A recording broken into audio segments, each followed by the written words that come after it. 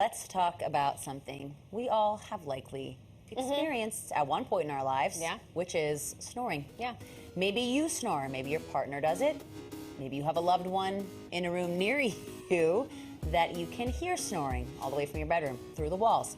So today we want to unpack some of the causes of snoring and how to hopefully stop it. Joining us live this morning is sleep expert and friend of the show, Dr. Michael Breus, better known as the Sleep Doctor. Dr. Breus, Alex Lee, Dr. Breus. So lovely to meet you. Lovely to meet you as well, Alex.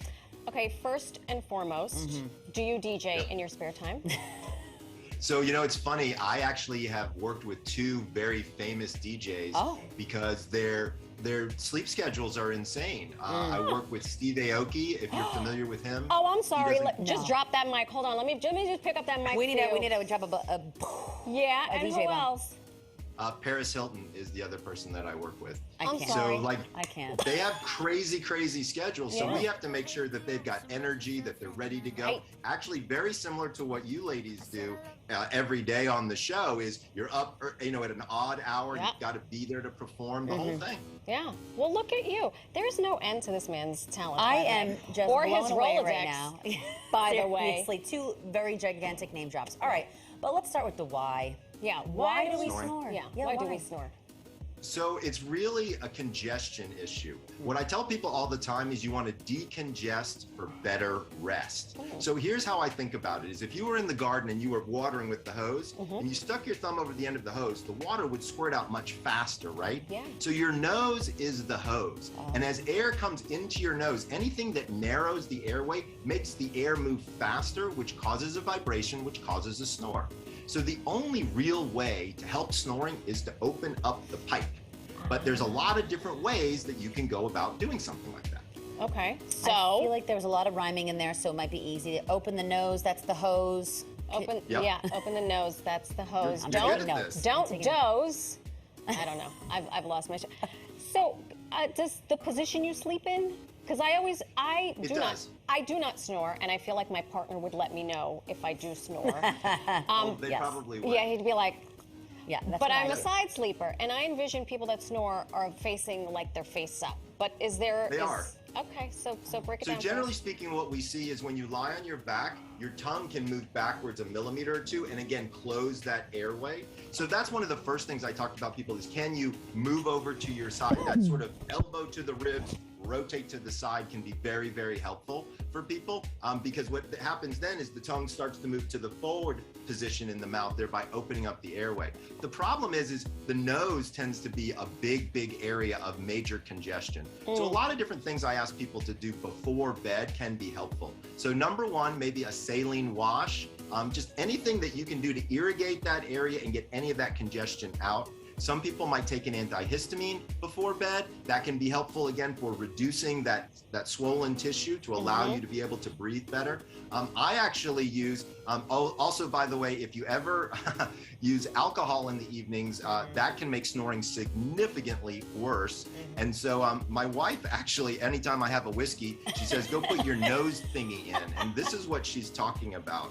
This is it's an internal nasal dilator. So it goes up into the nose and it actually keeps the nose open all night long. It feels weird for about 30 seconds and then you don't feel it at all. And my wife has basically said, if you're drinking, you're using one of these things. I love your wife. It's fantastic. This is a Me too. conversation that happens in my home as well. Once my boyfriend has hit like the 1 or 2 drink mark, I'm like, you better glue yourself to your side. Yeah. I need to get in one of those things. She needs that doohickey. Yeah, absolutely. It's called a mute, M-U-T-E. Oh, the other big thing I talk to people about is just a little bit of weight loss. I'm not saying you got to drop a ton of weight, but about 5% weight loss drop will equal about a 20 decibel reduction in the overall sound. So that can be very helpful as well. Also, there are times where if it's just not going to work out, maybe you sleep in separate bedrooms during the week so that everybody can get a good night's sleep. Then you come together on the weekends. That way, if you are going to have disrupted sleep, you you still have the weekends to maybe catch up a little bit. So I think there are a lot of different strategies out there for people. But I want to be clear, those throat sprays for snoring, there's almost no evidence that they have any effect whatsoever. In fact, in some cases, they can make snoring seem worse. Really? So I'm always telling people, look, drop a few pounds, decongest, roll to your side, so get that positional effect going if you possibly can. And then if you need something else, a dilator like something like this can be helpful. By the way, I use this when I run and when I cycle, and I even get more air that way. So it's actually a performance tool. I'm going to use that too for when I run. A multi-purpose tool. Dr. Breus, question, query, comment, concern. Can one grow into snoring? Because my sister is 10 years older than me. She doesn't look it. But she now snores, and she's like, oh, wait till you're my age. You're going to start snoring. No way, Jose.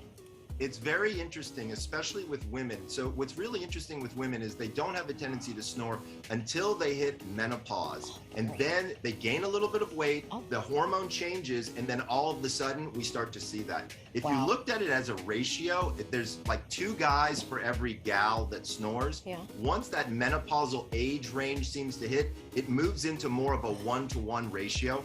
The other big thing I want to be careful to mention is if you have a partner that snores, you really want to listen to hear, could they also stop breathing in their sleep? And could they have something called sleep apnea, which is very dangerous, something we really want to get people to get treated as quickly as possible.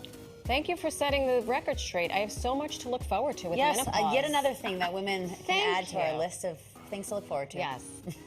It's not that bad. Look, I'm 54 years old. I'm telling you, you can age gracefully into this whole thing. You don't have to worry about snoring. I'll help you ladies out. Please do. Dr. Breus, it's always a pleasure to have you on the show. Love the doohickey. Love your wife. The mute. And I love all the people that you helped, that you just name dropped. Yes. Steve Aoki, Paris Hilton. Thank you. Jeez Louise. You know, I'm super duper lucky, and if people want more information, head on over to thesleepdoctor.com/snoring. You can learn a ton about all of this stuff, and make sure to watch us here again. I'm sure we'll be back talking more about sleep. Oh, yes, look at you will. teasing yourself with us. And what he Check said. us in the mail.